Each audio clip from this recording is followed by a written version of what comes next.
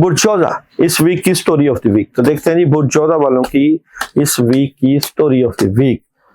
Negativity, problem, चीजें बेहतर करने की कोशिश, मोहब्बत से मामलात को डील करिएगा, बातें अपने तक चलेंगी, पुराने काम होने के चांसेस, बहुत सी चीजों में क्लैरिटी, बड़ी खबरें, काफी जिम्मेदारियां, इमोशंस बड़े हाई, प्रेशर भी रहेगा लेकिन अपने आप से भी लड़ेंगे।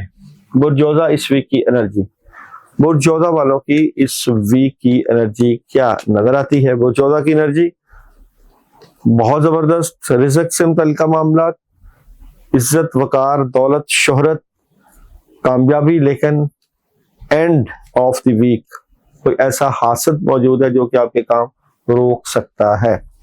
बुर्जोजा इस वीक में जॉब, बिजनेस और कैरियर, जॉब, बिजनेस और कैरियर बेहतरीन, जबरदस्त, खुशियां, कामयाबियां, लेकिन अभी इस